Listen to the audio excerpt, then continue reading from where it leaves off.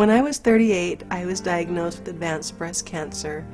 I was required to go through 3 years of treatment, which included 5 surgeries, chemo, radiation, and a bone marrow transplant. This left me very weak, very fatigued, and nauseated, and it caused me a great deal of pain and anguish. Well, as I was going through this, I ended up in the hospital for 3 weeks because I had caught 3 different viruses and I had no immune system. During this time, I could tell that my body was in the process of dying, and I was afraid to be alone while in this process of transitioning over to the other side. So I asked the doctor if he would release me from all the apparatuses and tubes and let me go home and be with my mom. And he did allow me to do this, and when I was at my mom's house, I was in so much pain that I began to pray that I might be released from it. I felt like my kidneys were coming through my back. I was cold, I was hot, I was nauseated, and I just wanted to go home and be in heaven. And as I prayed, God heard my prayer and answered it, not in the way I'd expected, but in a beautiful way. I was suddenly released from my body, and I found my spirit hovering on the ceiling. I looked down below and I saw a body in the bed, and I realized it was mine.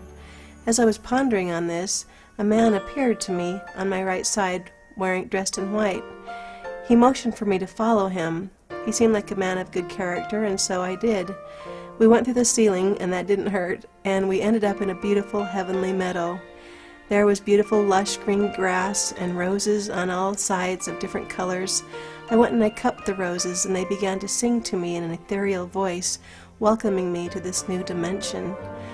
As we traveled in this meadow, I saw a beautiful city up in the distance and asked if we could go there. Instantly, in a moment, we were there. The streets were paved with gold. There were beautiful buildings with diamonds in the mortar, and I saw angels on both sides of these buildings on different grassy areas. They were talking and conversing one with another.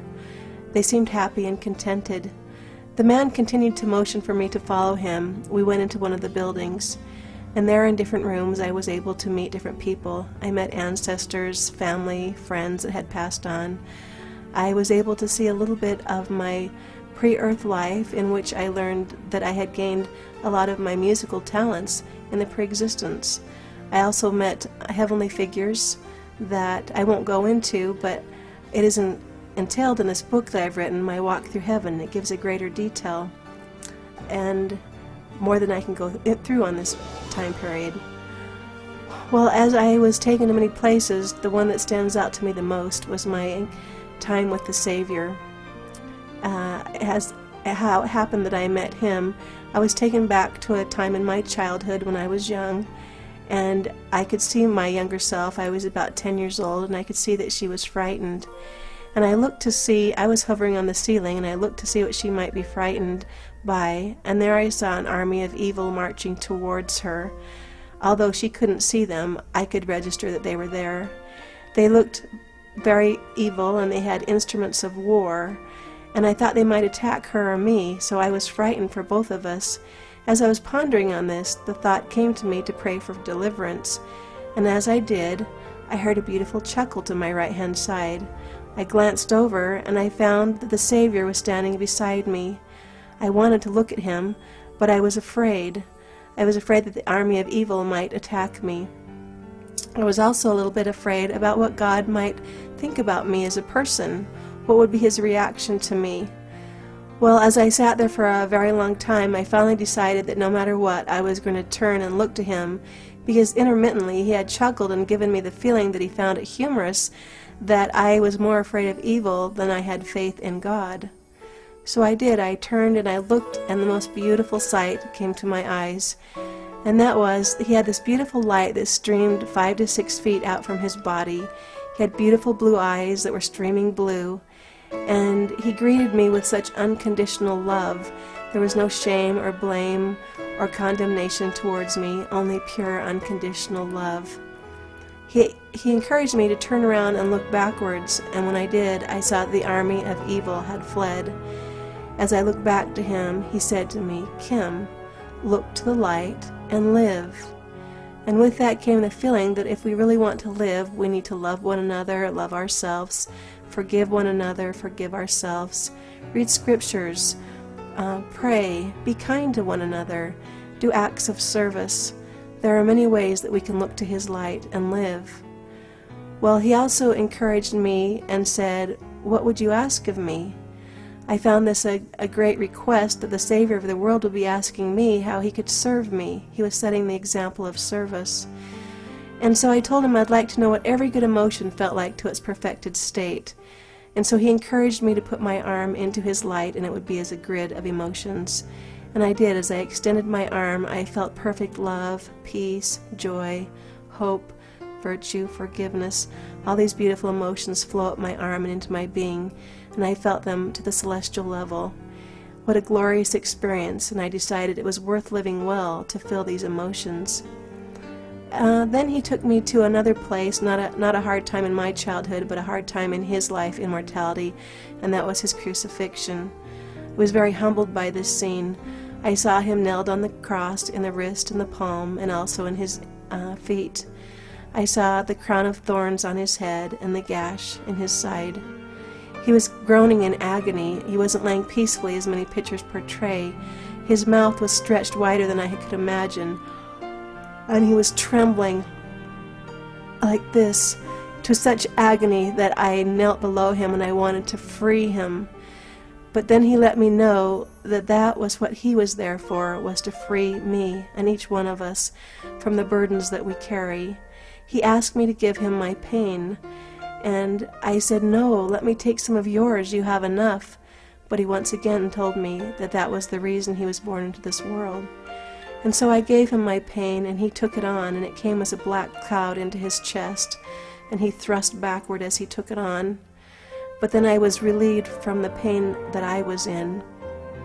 I felt His love for me. I felt His unconditional love. And what I realized from this experience is He wants all of us to be happy and healthy and free from the burdens that we carry. He just asks us to bring them to Him and lay them at His feet, and He will lift them. So if you carry burdens that are greater than what you want to deal with, go to Him in prayer and ask Him to lift them from you, that you might feel the freedom of peace. And this is my witness, that He lives and that He loves us, that He's there for us. Thank you.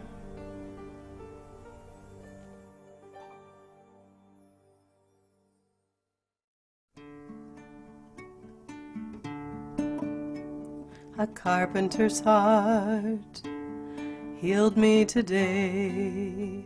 A carpenter's hands molded living clay. With eyes of love and tools I could not see, He cleansed and healed the woundedness in me.